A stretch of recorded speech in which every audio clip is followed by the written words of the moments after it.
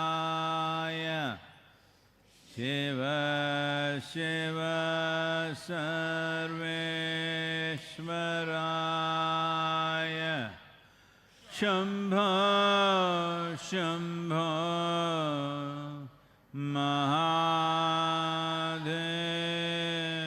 Mahadevaya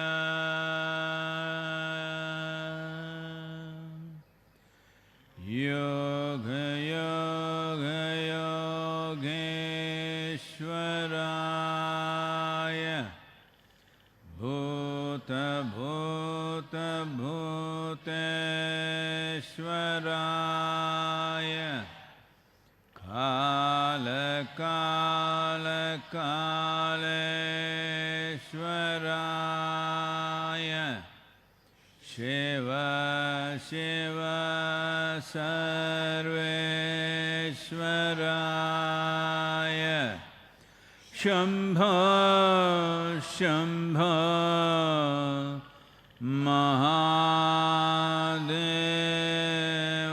Mahadevaya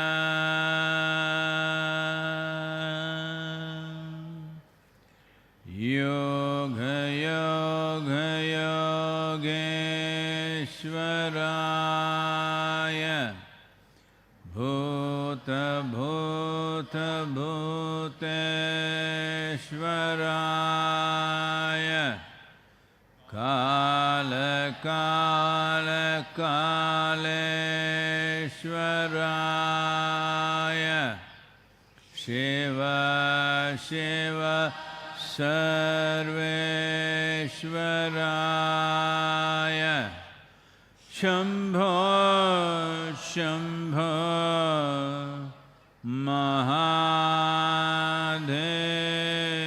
Mahadevaya Yoga Yoga Yogeshwaraya Bhuta Bhuta Bhuteshwaraya Kala Kala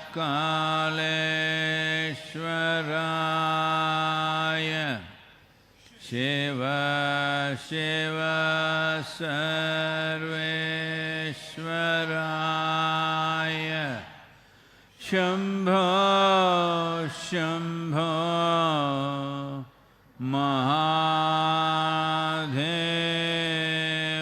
Mahadevaya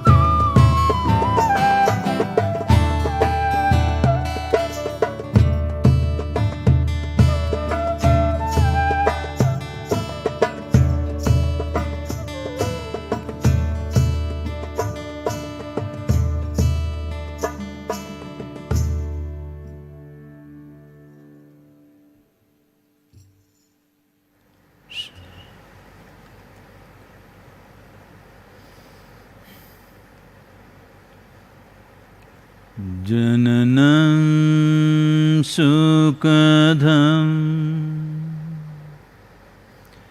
maranam karunam milanam maduram smaranam karunam kalavashadiha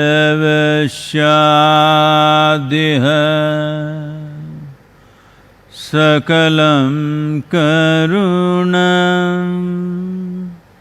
samayadipate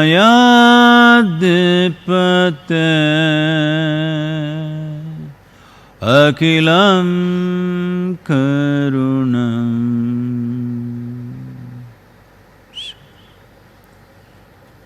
Namaskaram to everyone.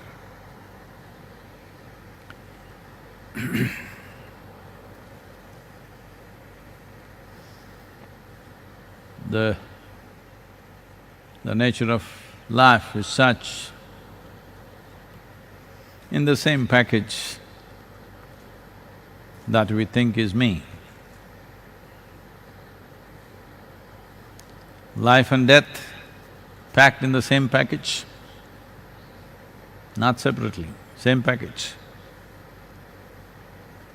Love and hate, people can hold in the same heart.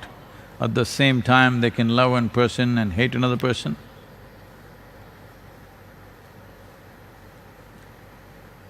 Turmoil and tranquility, also held in the same package. Like this, whatever you thought or what you normally think as opposites of life, all packed in the same package. It's only a question of what you choose to pick. If you pick love, you're one way. If you pick hate, you're another way. If you pick joy, one way. If you pick misery, another way. Oh Sadhguru, why couldn't they pack it in a separate packet? No, it's your choice. The creation is so compassionate. If you want to suffer, you have freedom to suffer. Yes. And a whole lot of people choose to cause pain and suffering to themselves, and of course they will share it with people around them. It's just a question of choice, because everything is packed in the same package. If it was, people have this right brain, left brain, right side, Ida, Pingala, everything. Suppose it was like that, right side was all joy, left side was misery, right side was life, left side was death, that would be easy. But that's not how it is. It's all packed together. If you're conscious, you will choose what you want. If you're unconscious, randomly you're picking up whatever you pick up. And when you cannot explain why you're miserable, why a calamity has struck you, why things are going wrong, no, you're searching for God. Because you did not find God up there, you settle for stars and planets. I want you to understand,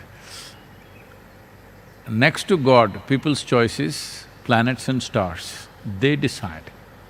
God decides, but it's too vague. At least they're little tangible, they're spinning the wrong way for you. Your Saturn is spinning the wrong way. Your brains are spinning the wrong way, for sure. Well, do other things have influences on us? Of course they have.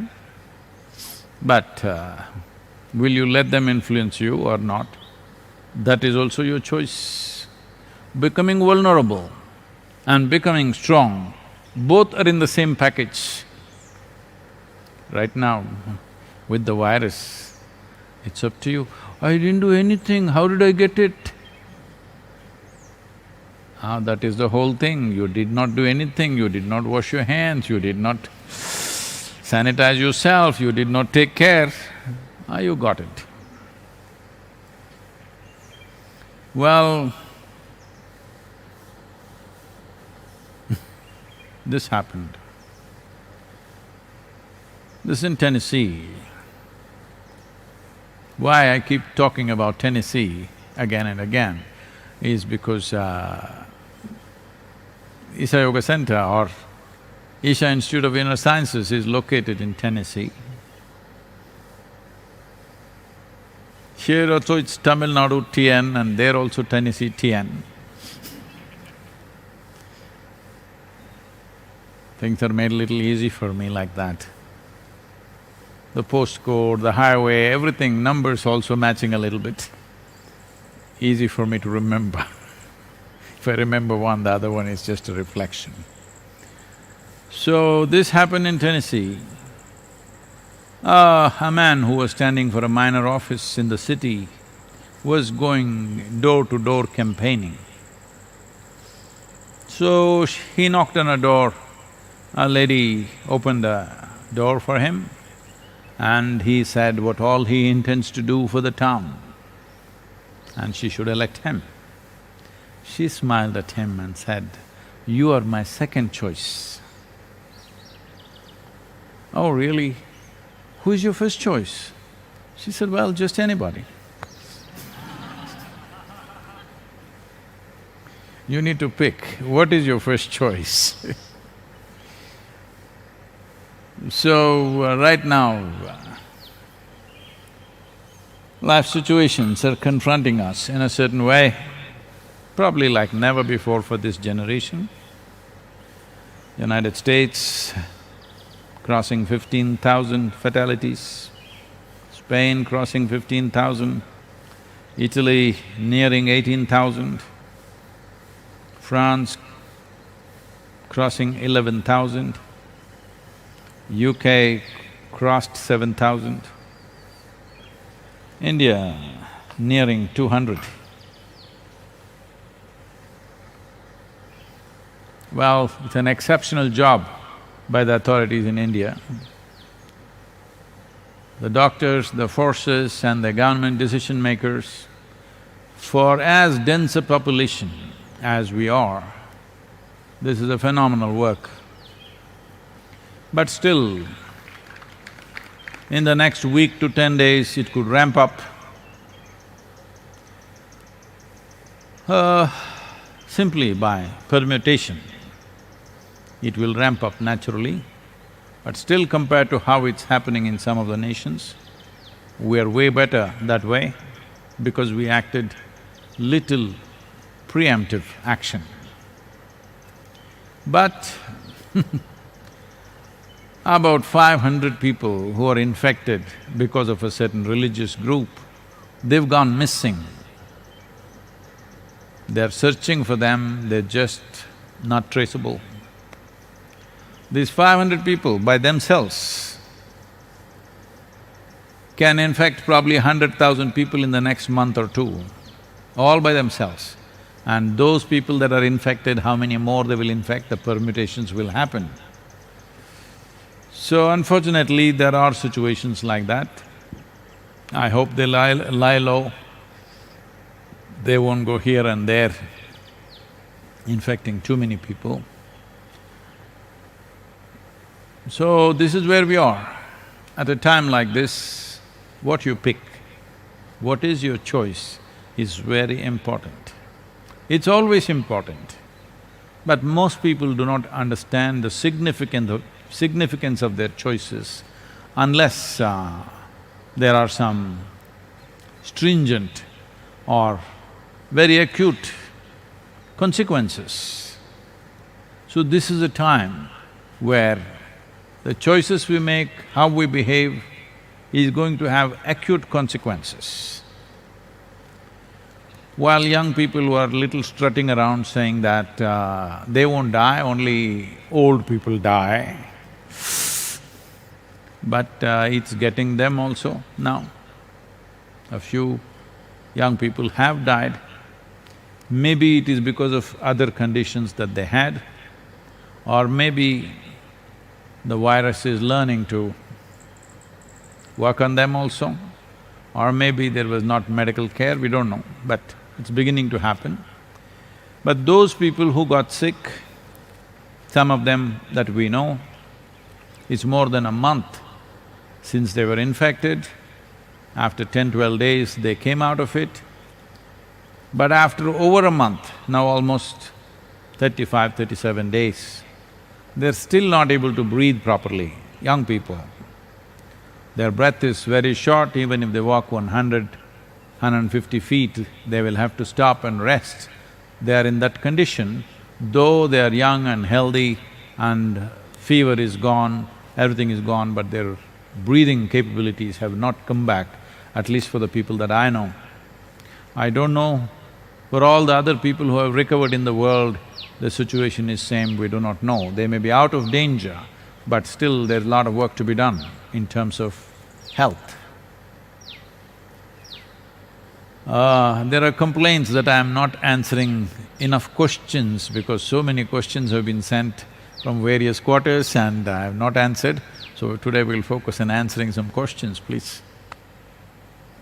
This question is from Shekhar Reddy. Sadhguru, it seems like it is a time for prophecies. While many are referring to the foretelling of Putluri Veer Brahmam, a saint and seer from Andhra who wrote about corona in his Kalanyanam, others are referring to French apothecary, astrologer and seer Michel de Nostradamus.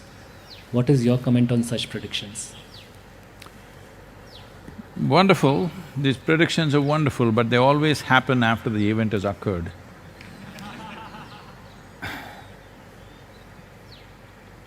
So, all these people who are reading all these prophecies, why couldn't they prevent it if they knew beforehand?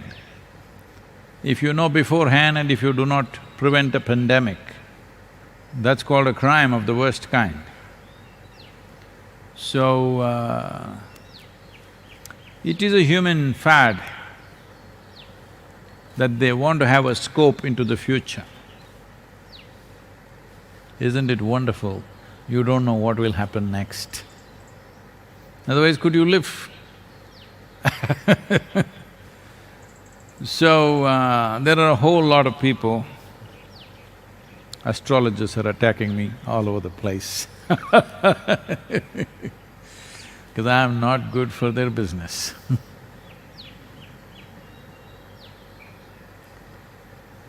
So, a human being is the peak of evolution on this planet. From the lowest level of creatures to as you come, you will see they become less and less available to the influences around them. Let us say there is an earthworm. If something changes here, he will die. He's not going to take a swim and go to Africa and live there. Or he is not even going to go 10 miles away and live there. He will die because that's how much capability he has. If this terrain or if his habitat goes bad, there is nothing he can do. This is why we've been talking about rejuvenating the soil, because these microbes and worms which are vital for our survival, they will not migrate somewhere else. They do not have the capability of a corona. Corona doesn't have the capability, it is just that you are providing free transport. Human beings, the most mobile creatures on the planet, are providing transport. Our mobility, if we do not make it little more conscious, nature will control it. See, right now it's happened, we can't move. This happened. This was in Los Angeles. A hotshot corporate CEO had a pretty secretary This is in early 20th century. Since then, much has changed. So, he said, "I'm going for a weekend in Palm Springs, why don't you come with me?" She said, "I know I'm your typewriter, but I'm not portable."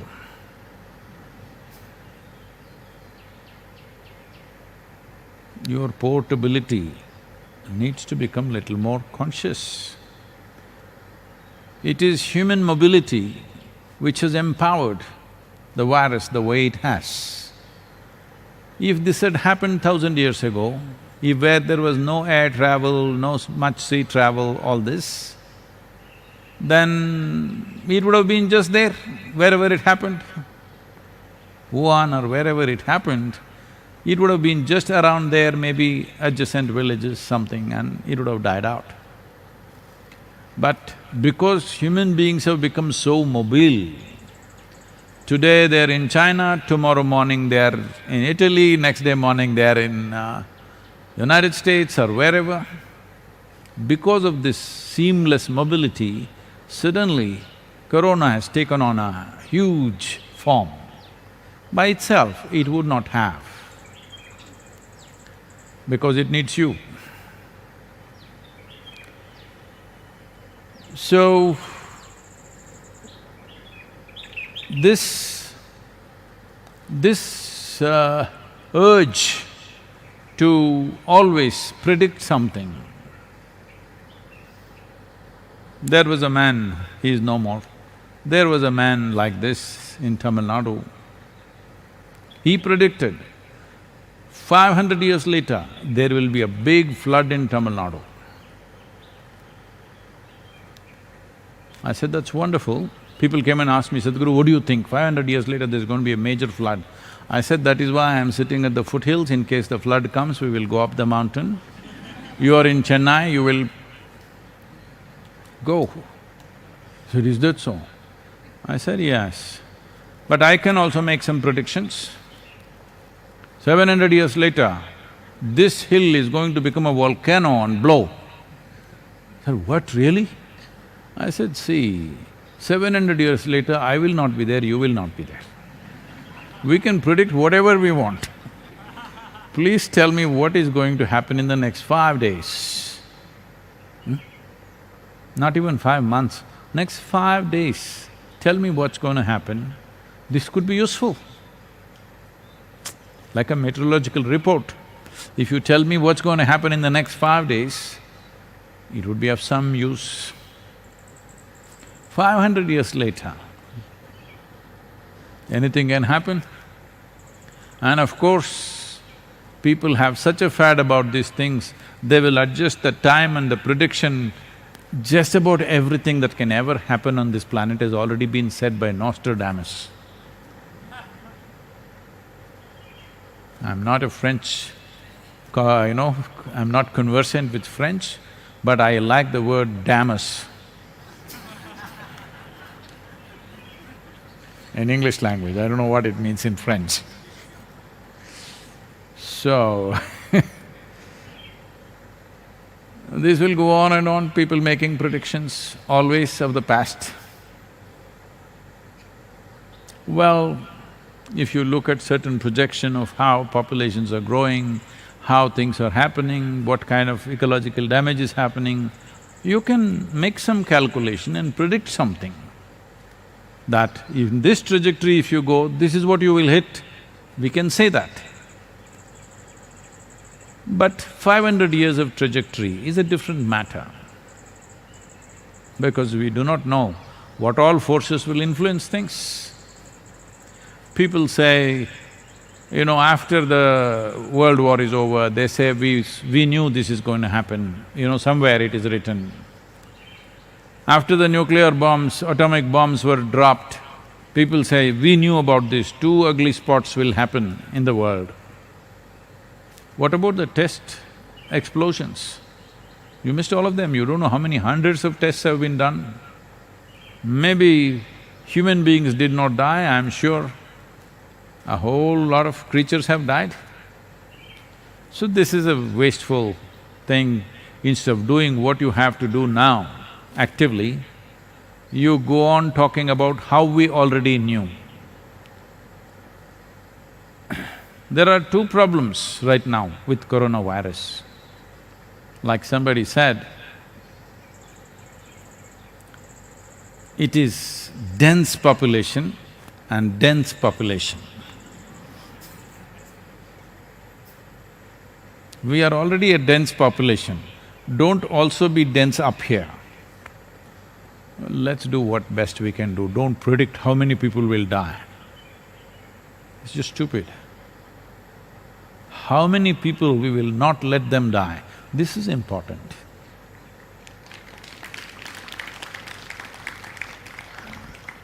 Next question is from Karthik. Namaskaram Sadhguru. Generally it is said that once you are on spiritual sadhana, you should not get involved in action. But you are making volunteers go out and serve, distribute materials to health professionals, raising funds for rural people's ration. Is all this worldly activity needed on spiritual path? No, it's not needed. It's definitely not needed. But morning, evening, is this very worldly? Hello? Is it very worldly or no? If you stop all that, then I will not ask you to volunteer, I will not ask you to serve, I will not ask you to do anything. If you simply sit like this, no food, no movement, no toilet, if you simply sit, I will also come and fall at your feet. You don't have to do anything, we will worship you every day. Yes, we will. I'm not joking. We definitely will. But you are very worldly. But when others eat, suddenly it is worldly. This is spiritual, you eating is spiritual, somebody eating is worldly.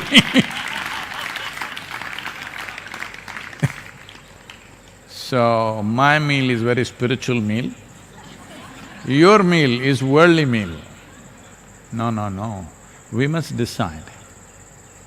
If you are oblivious to your own suffering, then you have a right to be oblivious to everybody's suffering. Absolutely nothing matters to you. But when this matters, everything matters. So, the reason why there is a certain amount of negativity against spiritual movements is because of this. Because largely they have been perceived as irresponsible people. People who live on the society. It's very, very important. If society gives you 10 rupees, you must do 100 rupees of work. Yes, only then you have a right to close your eyes and simply sit like this. Otherwise you have no right. So when situations happen like this right now, okay, this is a pandemic, but I hope this question is not from within the yoga center. Karthik. So suppose we are here in the yoga center,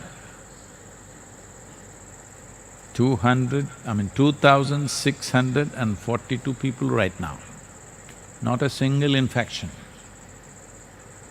But they're all happy, peaceful, very wonderful. But I have offered the premises to the state government. Now they're examining how much space can we give them. So, the space that we give them, they will bring infected people. You need to understand, infection is not going to just fly and get you. Infection will be there with them. We have to provide a protective atmosphere, and some of them will be idiots, we have to lock them in if necessary. All kinds of people are there. They will get paranoid, they want to run out, or they will fall in love with you, they want to hug you. Yes, all these things have happened. All this we have to manage, ensuring nobody here is infected. It's very important because your compassion is not about causing more problem. If you get infected, you're just multiplying the problem. So compassion is not a stupid thing. Compassion is a very intelligent process of life.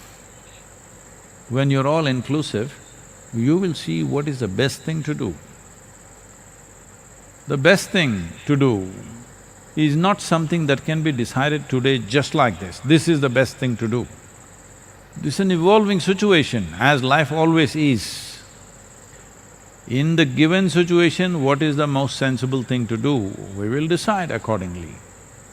We are already clearing some premises and making it ready in case it just bursts out. Because Coimbatore city also has a few people who got infected in Delhi and they came here. I think a few of them are not traceable. We don't know where they are, how many people they're going to infect. It's come very close, just 25 kilometers away. I think Kovai Pudur is segregated, is it today? They've started, doing localized segregation. Wherever there is one or two infections, they're just segregating that little societies so that it doesn't spread. That's exactly what we will also do if people come from outside. But we want to ensure, we want to keep this record by the time this virus is over, however long it takes. We don't want to see even one person here infected. So, our Chinese volunteers, thanks to them, have sent material for us. Just today morning it is arrived, the gloves, the protective gear and various other things. So you will have protective gear to go and serve. It's just that you have to maintain certain distance and certain sense. There was an artist. One day he got a female model to paint. So she sat there and he started painting. After some time, he went and kissed her. She said, "What? I'm sure you're doing this with every model who comes your way." He said, "No, you're the first one." Then she asked, "How many models have you had?" He said, "4. First one was a rose, second was an onion, third was a banana. You are the first female." So, what you touch, what you don't touch, what kind of distance you keep, you just have to take care of this. Because this is serious business. This is life and death business. Your enemy is invisible, don't know where it is. You don't know who is carrying it. There is no guarantee. If someone is young and sturdy, they may be carrying it, not showing a single sign. So, you just have to treat everybody like an onion.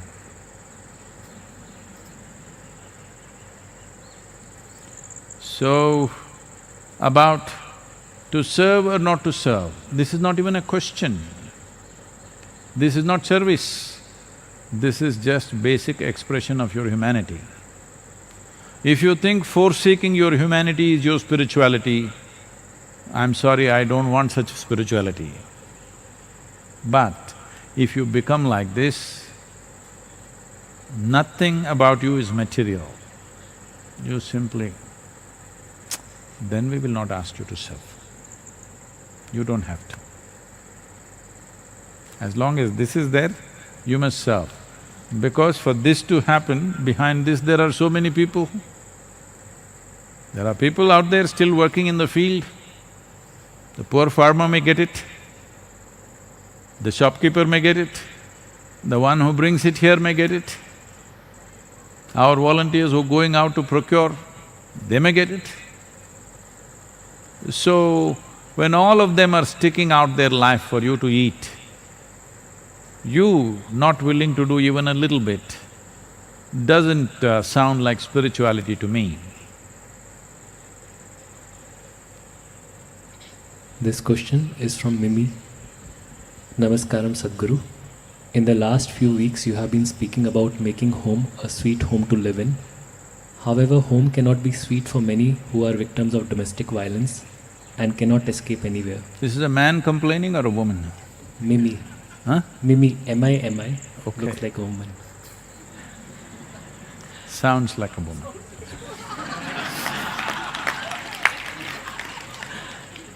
In Lebanon, the number of victims have increased by 100% since March 2019, and the same is happening across the world after the lockdown.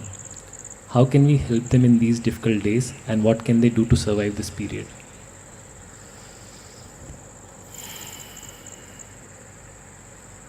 Domestic violence, I thought it could be a man because these days women are more fit than men. So I thought it's the man complaining, but it's still a woman, unfortunately. Well,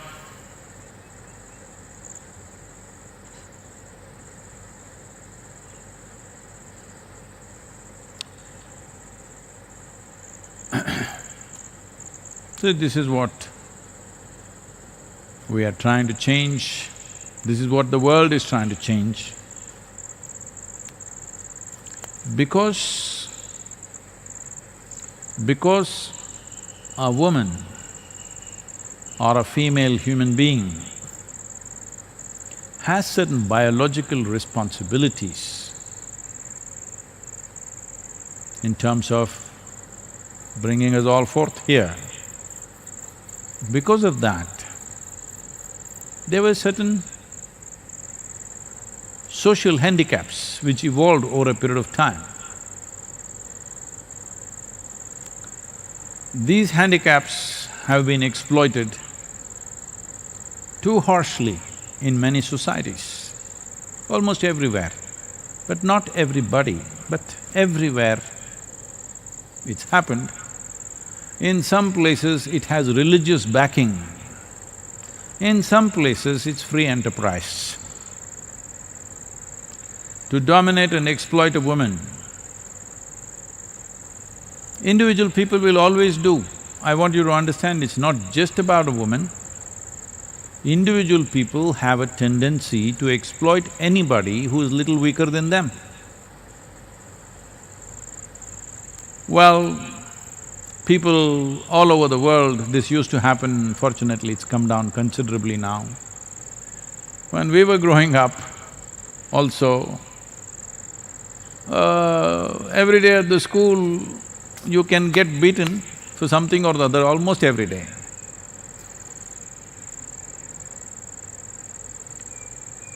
Why are you beating a child? Simply because they're smaller than you.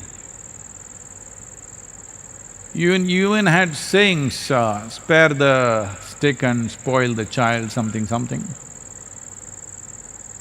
So you are not beating them because you know something better. You are not beating them because you have evolved and they're unevolved and you're going to hasten evolution with a stick.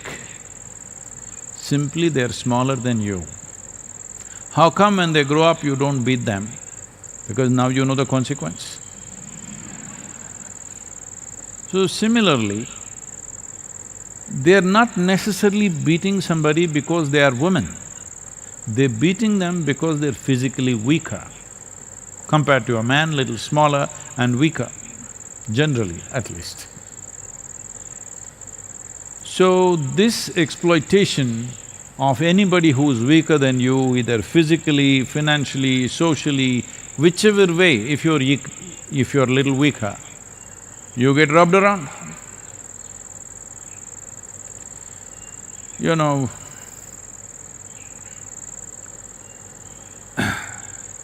once I was…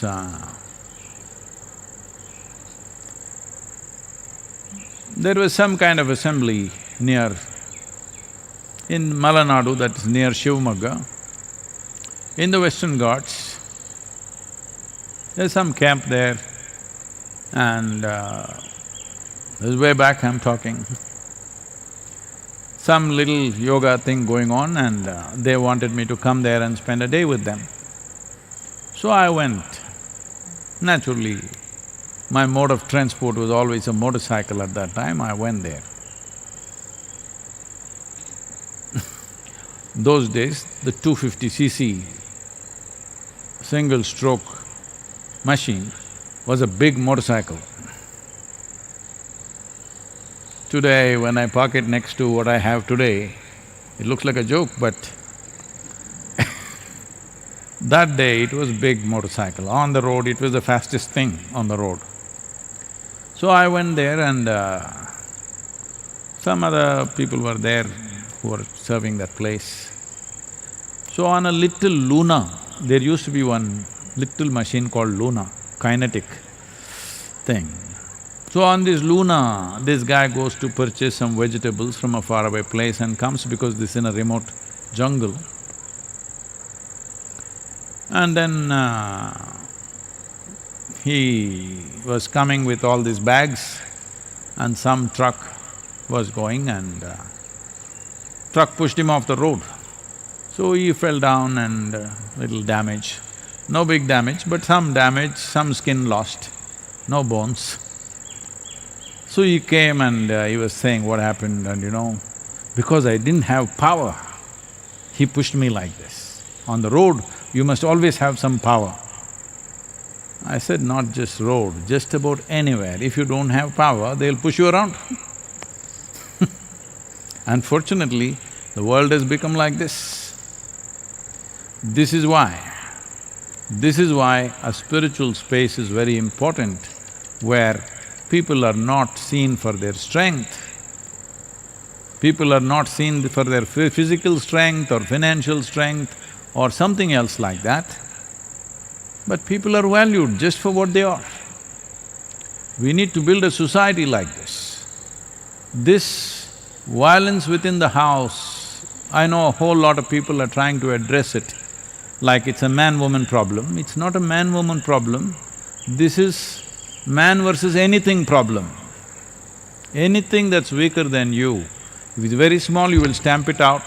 It's little big, you throw stones at it. If it's little bigger, you take a stick and beat it. Just about anything. Why did people go about just shooting whatever they saw, wild animals and stuff like that? Not always for food. If they had just shot for food because of their survival, that's a different matter. Most of the animals were shot simply for pleasure because they can't shoot back at you.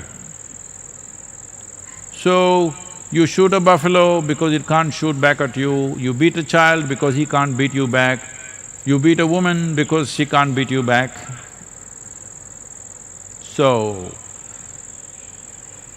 this is on everywhere, but today women have choices. It's time, we must make those choices. We can't fix everything right away, but all of you who have children, empowering the girl child in your house is the most important thing. Empowerment does not mean she should become the exploiter from tomorrow.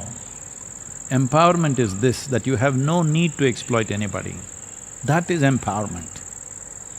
A human being is truly empowered that if I sit here, I feel wonderful by myself. I don't have to have 10 people beneath me for me to feel great. This is empowerment. This empowerment has to happen means you have to look at the spiritual process, the whole world. Spiritual process does not mean looking up, looking down, it's about turning inward and getting in touch with the essential nature of who we are. If we don't touch that, we will be like every other animal. This happened one day. A lion was walking in the forest and he was feeling like this man in the domestic violence scene. Little strutting around, thinking like that. He saw a fox, he caught him and he said, "Hey, who is the king of the forest?"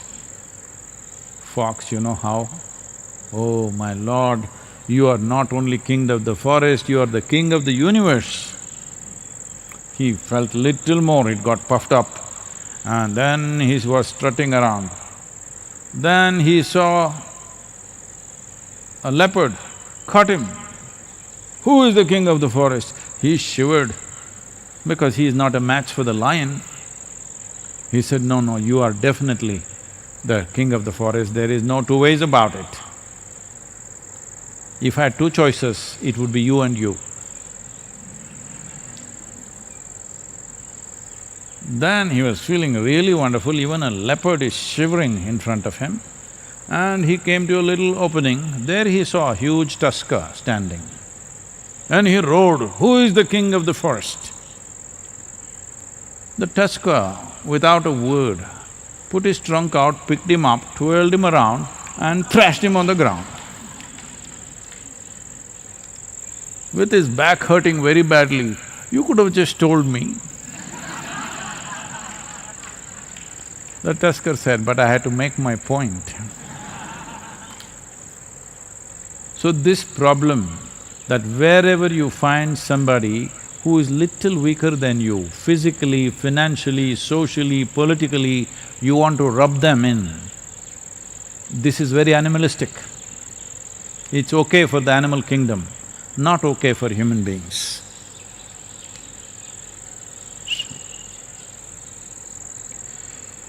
Yoga yoga yogeshwaraya bhuta bhuta bhuteshwaraya kala kala kaleshwaraya Shiva Shiva Sarveshwaraya Shambho Shambho Maha